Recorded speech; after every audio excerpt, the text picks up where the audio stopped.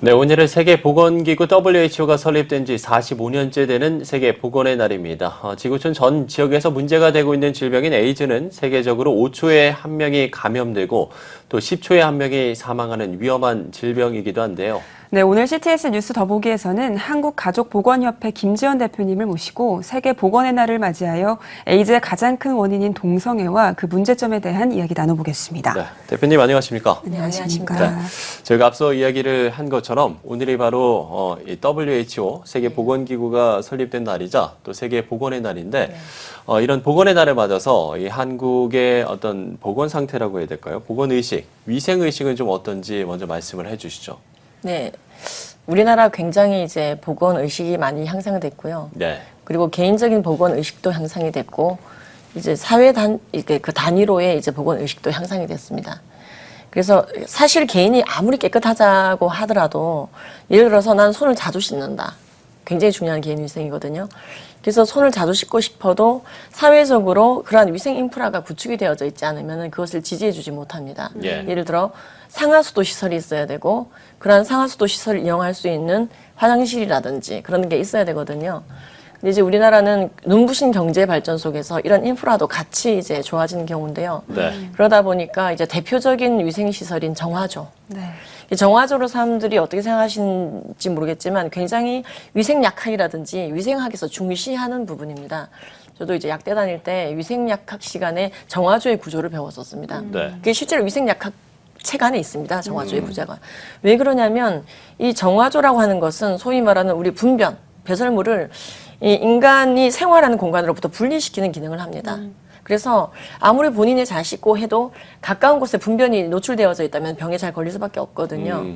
아시다시피 인간의 분변의 3분의 1은 세균입니다. 예. 그러니까 300g의 대변을 보면 200g은 음식물이지만 100g은 세균으로 봐야 되는 거거든요. 네. 근데 이제 이것을 격리시키는 것이 가장 기본적인 것이고, 그러한 이제 분변과 떨어진 상황 속에서 손을 잘 씻고, 잘 씻는다는 말은요, 물도 깨끗해야 되고요, 세척 도구가 있어야 됩니다. 비누죠. 비누의 발견이 굉장히 인류에게 도움이 됐습니다. 예. 실제로 우리가 성병이 감소되게 된 메커니즘에 보면은 페니실린도 있지만 비누도 있어요. 예. 그래서 그리고 또 요즘에는요, 의학이 굉장히 발달하면서 보건을 같이 지지하게 됩니다. 예, 그래서 이제 여러 가지 이제 그 항생제가 나왔습니다. 여러 가지 이제 세대별 항생제라 그러죠. 그래서 항생제가 세대가 있는데 이제 뭐 이런 세대별 항생제가 계속해서 잘 나오고 있고, 뿐만 아니라 이제 위생 교육 철저해지고 있고, 이 기생충 교육 요즘에는 뭐 학교에서 거의 하지 않을 정도로 기생충에 대해서 많이 이제 지금 예방이 되고 있고, 기생충을 죽이는 약이 저가로 약국을 통해서 공급되고 있고, 네. 그래서 극단적인 예로요, 우리나라가 지금 서울에 있는 분들은 특히 식품으로 몸을 씻고 있는 셈입니다. 아리수가요, 서울 수돗물 아리수가 그 세계 규격의 식품 수준입니다. 그만큼 깨끗하다. 그렇죠. 그냥 네. 먹어도 되는 물인 거죠. 그래서 거의 이제 아리수는 사실 그냥 먹어도 됩니다라고 이 홍보를 하는 이유가 그렇죠. 예, ISO 22000 인증을 받았습니다. 식품인 거죠. 굉장히 우리가 고급스러운 물, 깨끗한 물, 풍부한 물은 가장 중요한 또 위생의 또 한 척도가 될 수 있거든요. 너무 감사하죠. 그런 네. 부분에서는. 네, 그만큼 뭐 보건 수준이나 위생 수준이 상당히 많은 발전을 이뤘다. 그렇습니다. 네, 이렇게 네. 정리를 해볼 수가 있겠네요. 보건의 날을 맞아서 저희도 앞서서 이와 관련된 보도를 해드렸는데, 근데 우려스러운 부분 중에 하나가 이 에이즈인데요. 세계 에이즈 환자 현황은 좀 어떤가요? 예, 세계 에이즈 환자 현황. 사실은 이 세계 에이즈 환자의 시작점을 그 알파를 우리가 알지 못합니다. 하지만 이제 이것이 기록되기 시작하고 발견되기 시작한 지금부터 7,800만 명 정도가 걸렸다고, 이제 이건 유엔의 보고입니다. 유엔 산하 이제 에이즈 관리국이 있습니다. 근데 이제 그 중에서 3,670만 명 정도가 이제 에이즈 바이러스를 가진 채 지금 생존해 계십니다. 그리고 이미 안타깝게도 3,500만 명이 사망하신 것으로 그렇게 이제 유엔은 보고하고 있습니다. 그런데 이제 이게 아프리카 특히 중부에서 이제 이게 막 이제 시작이 되어졌고, 이게 이미 7천만 명을 넘어섰고, 이런 상황 가운데에서, 그런데 2010년부터 15년 사이를 관찰해 봤을 때는 36% 정도 그 증가율이 줄어든 겁니다, 그나마. 예. 많이 줄어들었고, 거기에 이제 혁혁한 이제 공로를 했다 그럴까요? 이 공로를 한 게 이제 에이즈 치료제라고 FDA의 허가를 받은 의약품들이 나타나면서부터 이제 이 그 에이즈 증가율도 줄어들게 됩니다. 왜냐하면 이건 이제 오해를 하시면 안 됩니다. 에이즈 바이러스, 그러니까 에이즈 치료제라고 허가받았다는 이유, 이 말은 완치시킨다는 개념이 아니라 그 약의 이제 그 설명 책자나 그 보고서에도 있는 것처럼 에이즈 바이러스를 억제하면 치료제라고 FDA가 이름을 허락하는 겁니다. 근데 이 약을 먹는 이제 에이즈 감염인들은요, 혈중 에이즈 바이러스의 농도가 떨어지게 됩니다. 거의 막 그 검출 수가 줄어들게 된 경우에는 이제 그러한 에이즈 바이러스 감염인의 그 정자를 통해서 임신을 할 수가 있고 그 아기는 건강한 아기가 나오게 됩니다. 그 정도로 예. 이제 혈중 에이즈 바이러스 농도를 떨어뜨리는 그런 약이 나왔는데 이제 이러한 약은 남한테 감염시키는, 즉 전염시키는 확률도 떨어뜨리게 됩니다. 예, 예. 즉 에이즈 약을 잘 먹고 있는 사람은 그렇지 않은 사람보다 남한테 옮기는 확률이 떨어지죠. 그래서 전 세계적인 에이즈 확산의 억제에는 굉장히 이 의약품이 예. 기여한 바가 또 크다고 전문가들은 보고 있습니다. 그러면 지금 국내의 어떤 에이즈 환자의 현황이나 네, 뭐 치료 실태라고 할까 이런 부분들은 좀 어떻습니까? 우리나라 좀 미국보다는 늦게 발견됐습니다. 사실 예. 우리나라는 85년도에 2명이 에이즈 신규로 이제 최초죠. 두 분 다 남성이셨고 6월에 그리고 연말에 이렇게 발견이 되셨는데 남성 동성애자이셨습니다. 그 중에 한 분이. 나머지 한 분은 이제 자신의 그러한 것들을 이제 밝히지 않은 분이고 그런데 이제 그 이후로 지금까지 15,000명 정도가 발생을 했습니다. 예, 예. 왜냐하면 2015년도까지 보고가 이제 누적 13,700명을 넘었거든요. 예. 그러니까 이제 작년 것과 올해 신규를 합쳐보면은 이미 15,000명을 넘었다고 보고 있는 겁니다. 국내에서. 근데 이제 그 중에서 또 3,000명 이상이 사망을 했고, 그래서 현재 이제 10,000명을 넘어선 상태다. 이제 그렇게 얘기를 하고 있습니다. 그래서 5천만 명 중에 10,000명. 그러면 이게 대단하지 않아 보이기는 하지만 실상 이제 1985년 최초의 에이즈 환자가 생겨나고 그 이후로 보면 1년에 신규 에이즈 감염인이 한 50명 정도 그랬거든요. 예, 예. 그러다가 이제 2000년 초반에 폭증 기미가 살짝 보이게 됩니다. 그러다가 실제로 최근 3년, 2013년, 14년, 15년 통계를 보면 1년에 1,100명 이상 폭증을 하고 있습니다. 그러니까 하루에 서너 명이 지금 걸리고 있는 거고 이게 굉장히 우려스러운 것은 그 중에 상당수가 20대 남성이라는 거죠.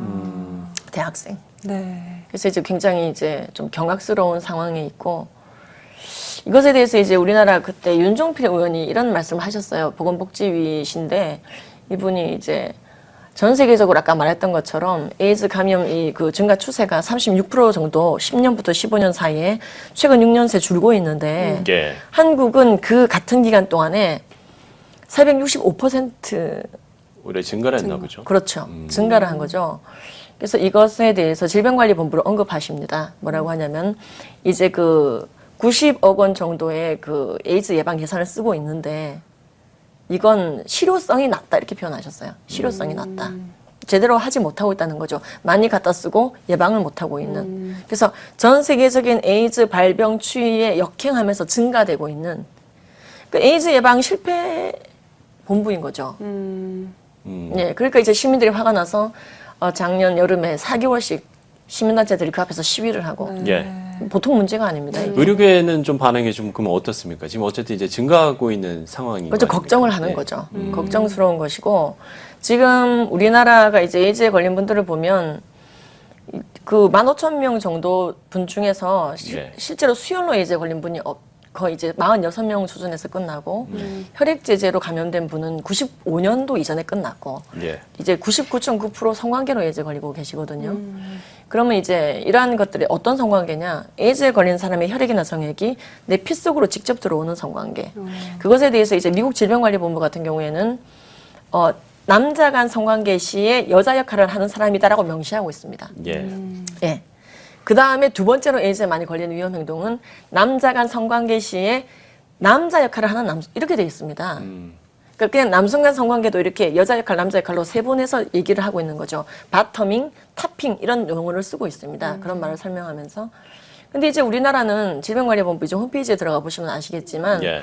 전혀 그것에 대한 언급이 없고 우리나라 에이즈 추세라든지 이런 것에 대해서 그래프화한다든지 도표화한다든지 가시적으로 국민들이 이해하기 좋고 알아보기 쉽게 서비스가 제공되지 않기로 유명합니다. 그러다 보니까 이제 의사분들이 본인들이 그래프를 만들어 대고 있는 상황이죠. 예. 왜냐하면 공급해주지 않으니까. 그래서 보면은 변화 없이 계속 그런 상황으로 질병관리본부 홈페이지가 있는 것에 대해서 이게 이제 거의 이제 직무유기 수준이라고 칼럼을 쓰시는 선생님이 있을 정도로 의료인이 있을 정도로 이제 좀 다소 화나 있다고 할까요? 그런 분들이 꽤 있습니다. 예. 그러면 이 동성애와 보건의료와의 어떤 상관성은 좀 어떻다고 생각을 하세요? 이제 한마디로 말씀드리자면은 동성애라고 하는 것은 전반적인 위생 상태에 저하를 낳습니다. 예를 들어서 이제 아까 예이즈 얘기를 하셨지만 우리가 조금 더 집중하고자 하는 건 항상 이제 전반적인 보건도 생각을 합니다. 근데 아까 말씀드린 것처럼 보건이라고 하는 것은 나 개인의 손 잘 씻는 버릇 가지고만은 안 되는 부분이 또 있습니다. 그게 가장 중요하지만 그래서 우리가 어쩔 수 없이 공유하고 있는 사회적으로 공유하고 있는 부분들이 있습니다. 손잡이를 돌려서 같이 열고요. 같이 컴퓨터 자판기를 공유하고요. 내 손이 닿는 곳에 상대방의 손이 닿습니다. 그죠? 근데 지금 전 세계적으로 최근에 어떤 일이 있었냐면 1999년도에 다 끝나가는 줄 알았던 이질이 선진국에서 돌기 시작했습니다. 그게 막 도쿄, 샌프란시스코, 런던 무차별적으로 위생 인프라가 가장 좋다는 도시들에게 그게 돈 거예요. 사실 그건 제1군 법정 전염병이고 후진국 또는 개발도상국에 많다라고 내과 책에도 기록하고 있는 책입니다. 그러니까 우리나라도 굉장히 이게 많이 줄어들어서 요즘 누가 뭐 이질 걸렸다 이런 거 못 들어보셨죠? 근데 이렇게 위생 상태가 좋은 나라가 왜 이런 일들이 생겼나 봤더니 그것에 대한 보고서가 미국 보건당국의 보고서가 들어와 있고 홈페이지에 게재되어 있는데 바로 동성애자들이라고 되어 있습니다. 그러니까 이질 확산을 왜 남성 동성애자가 하느냐에 대해서 거기 나옵니다. 그 이유가 배설 기간을 통한 성관계. 그러니까 우리가 여기서 이런 질문을 또 하시면 안 됩니다. 남성 동성애자가 왜 배설 기간으로 성관계 할 거라고 생각하세요? 라는 질문을 하면 안 됩니다. 왜냐하면 이건 영국 보건국의 뭐 펜튼 소장이라든지 그런 분들이 남성 간 성관계를 배설 기간을 통한 성관계와 구강을 통한 성관계라고 발표를 하고 계신 겁니다. 뭐 이건 보건당국에 예시가 되어져 있는 거고 이제 근데 이제 그러한 행위가 우리가 잘잘못을 따지자는 게 아닙니다. 먼저는 보건적으로 그것이 어떤 영향을 끼치는지를 우리가 보건의 나라 봐야 되지 않습니까? 위험하다는 거죠. 그래서 사실 우리나라 의사분 중에 성함이 지금 갑자기 기억이 안 나는데 TV에 자주 나오시는 분인데 그분이 그런 얘기를 했죠. 화장실 바깥문 손잡이를 만지지 마라. 화장실 바깥문 손잡이를 없애버려라. 그게 왜냐면 손 잘 씻고, 그죠? 또 화장실 바깥문 손잡이를 만질 때 재오염이 우려된다는 것이죠. 실제로 이제 공항이나 호텔 같이 우리가 소위 말하는 잘 지은 건물, 좀 있어 보이는 건물들은 화장실 바깥 문 자체가 없습니다. 앞에 이제 칸막이가 쳐져 있죠. 오히려 그죠?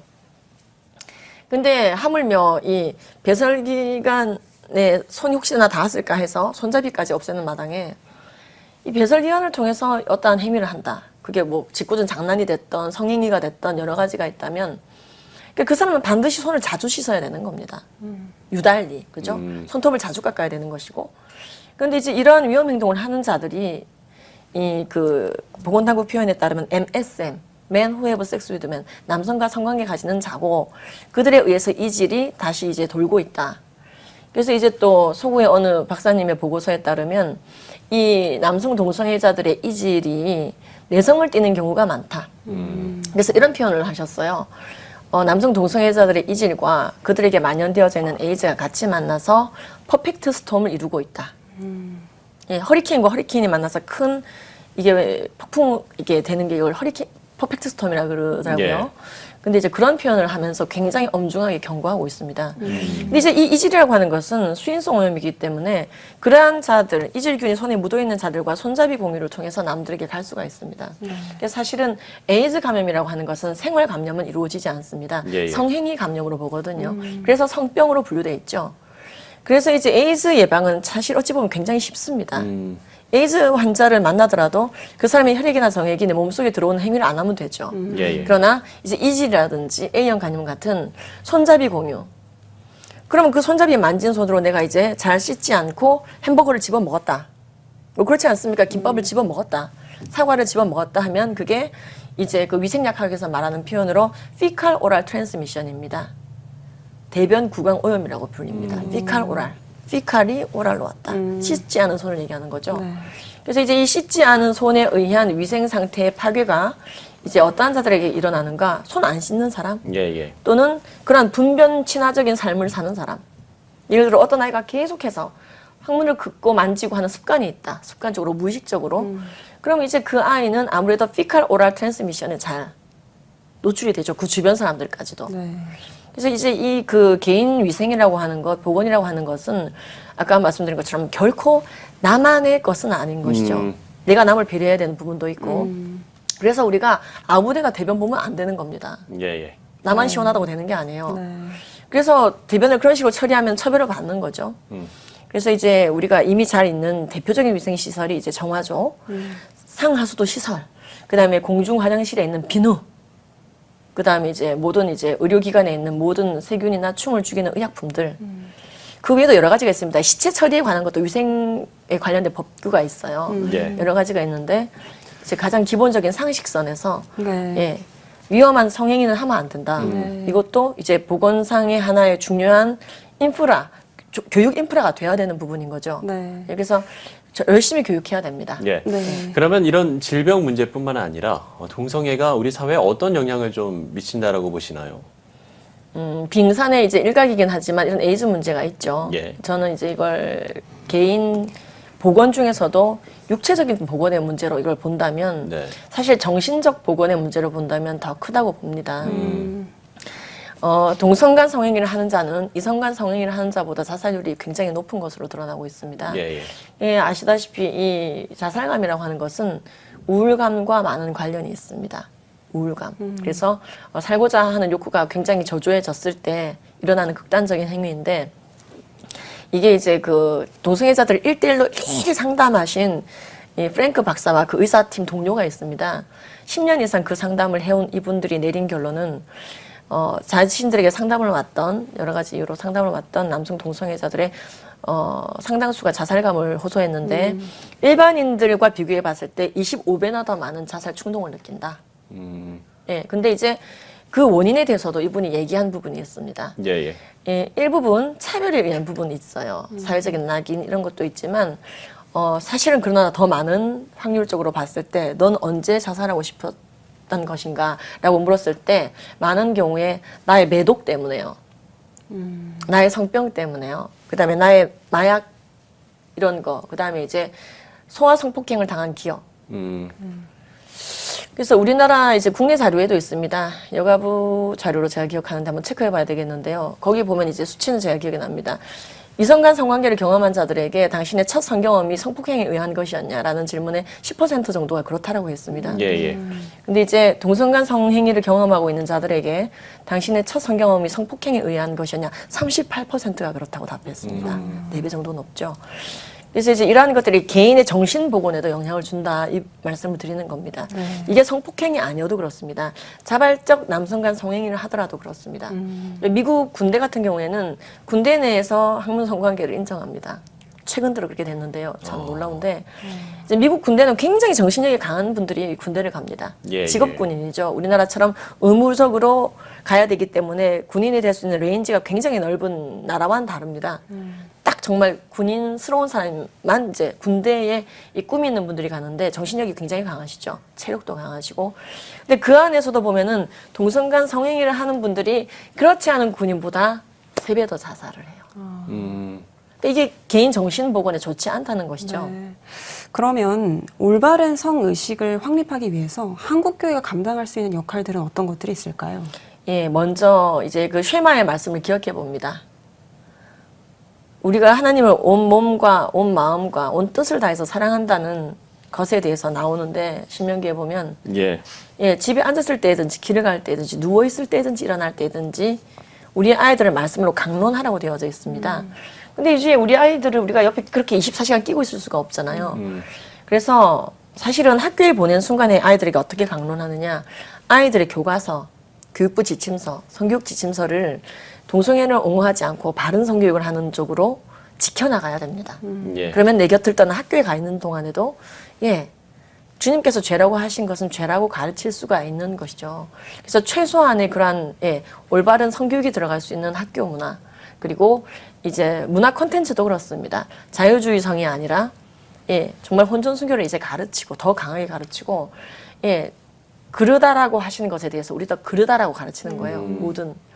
그래서 이제 성경적인 입장은 그렇죠. 뭐 성관계로 하는 건 죄입니다. 사실 부부간의 성관계 외에는 그죠. 굉장히 이런 심플한 이게 뭐 동성애라서 물론 하지 말라고 하셨습니다. 여러분 교회에서. 근데 이러한 것에 대해서 철저하게 이제 교회에서 교육을 해야 됩니다. 순결 서약식을 시켜야 됩니다. 이제 더불어서 조금 더 힘을 가할 수 있다고 하면 성병 교육입니다. 성병 교육을 하게 되면은 이제 여러 가지 교육이 들어가죠. 매독, 클라미디아, 임질, 뭐 사면발이, 뭐 여러 가지 에이즈 교육을 하다 보면 저절로 아이들에게 순결을 해야 되는 이유에 대해서 탁 옵니다. 아, 이게 보응이구나. 보응받을 행위를 하면 안 되는구나. 우리가 이제 성병에 걸린 모든 분들을 정죄하는 것이 아닙니다. 그것은 정말 위생 상태가 안 좋은 상황에서 더 많이 걸리고 변수가 있습니다만 아이들에게 성병 교육을 함으로 말미암아 아이들이 자발적으로 그 안에 있는 성령님과 연합하여져서 이 주님께서 기뻐하시지 않는 성에 대해서는 본인도 놓으라고 그래서 이제 말 그대로 이제 또다시 이제 복음으로 돌아가는 거죠. 네. 그것만이 이제 그래서 이제 그러한 교육을 하다 보면은 좋은 무브먼트가 전 국민적으로 될 것 같습니다. 네. 시간 관계상 마지막 질문을 드려야 될 네. 것 같은데 그럼 동성애 합법화 확산에 따른 사회적으로 미치는 영향 이 부분에 대해서 좀 짚어주시죠. 예. 이제 보통 우리가 이제 동성애 합법화라고 한다면 동성애 이제 법제화를 말하는 건데 동성애를 차별하지 말자라고 하는 취지의 법, 차별금지법이라고 그러죠. 예. 포괄적 의미의 차별금지법이라고 그러죠. 또 이런 것도 이제 거기 해당이 되고 또는 동성결혼의 합법화. 또 이제 조금 더 발을 넓혀보면은 동성 동거를 인정하는 법이 있습니다. 이제 동성 동거법이라 그러진 않아요. 보통 동거법이라고 합니다. 그래서 동거를 하나의 정상적인 그리고 아주 제도권 안에 이 제도로 인정하게 되면 저절로 동성의 법제화가 되는 겁니다. 사실은 그 안에 동성끼리의 그게 포함되기 때문에. 그리고 이제 유럽의 같은 경우에는 언론차별금지법 이런 이상한 이름으로 동성애를 그러다라고 말할 수 없게 하는 법안이 이제 만들어지기도 했고 굉장히 유효했습니다. 그게 실제로 2004년부터는 동성애를 그러다라고 말하는 목사님이 감옥에 간 사례까지 나오게 된 계기가 된 법안들입니다. 그런데 이제 이 법들이요 동성애자들을 위한 법이고 나머지 동성애를 하지 않는 99%의 인구와는 관련이 없는 법이 아니라 법이란 건 어쨌든 한번 만들어지고 나면 100%의 국민이 모두 그 법 치하에 들어가게 되죠. 그래서 동성애를 하시는 분이나 하시지 않는 분이나 모두 그 법 치하에 놓이게 되는 겁니다. 그래서 동성애를 부정적으로 보는 모든 시선과 표현에 대해서 제재가 가해지게 되고 시간의 흐름에 따라 동성애에 대해서 긍정하고 문화관과 세계관이 모두 침해당하는 그래서 종국에는 동성애를 죄라고 말하고 있는 성경책만 마치 불법서적인 것처럼 인식되어지고 그걸 그대로 믿는 우리는 근본주의자. 그렇게 이제 새로운 종류의 낙인이 찍히게 되는 것이죠. 그래서 실제로 이게 열매를 맺고 있는 것들이 이런 악법들입니다. 우리는 이걸 이제 과감하게 악법이라 부릅니다. 그런 것을 그러다라고 말하지 못하게 하는 거. 근데 분명 말씀 얘기하고 있잖아요. 악을 선이라고 말하고 선을 악이라고 말하면 안 된다. 근데 이제 이 악법이 생기면 이러한 일들이 생기게 되는 것이죠. 동성애를 즉 악한 것을 인권이라고 포장하게 된다든지. 그래서 이제 종국에는 진리를 가리게 되고 사회적으로 많은 이제 음란의 문제라든지 질병의 문제, 정신보건적인 문제, 그 다음의 문제들로 이제 확산이 되는 걸 보게 됩니다. 그래서 반드시 이런 것들은 먼저 알게 되신 분들이 알게 된 자들이 다소의 오해를 받고 또 공격을 받더라도 바른 말을 하셔야 역사가 바르게 평가해 줄 겁니다. 네, 네. 알겠습니다. 자, 오늘 CTS 뉴스 더보기에서는 세계 보건의 날을 맞아 난로 에이즈 확산에 따른 문제점과 또 그 원인인 동성애 심각성에 대해서 한국가족보건협회 김지연 대표님과 이야기 나눠봤습니다. 네, 오늘 귀한 시간 내주셔서 고맙습니다. 고맙습니다. 감사합니다.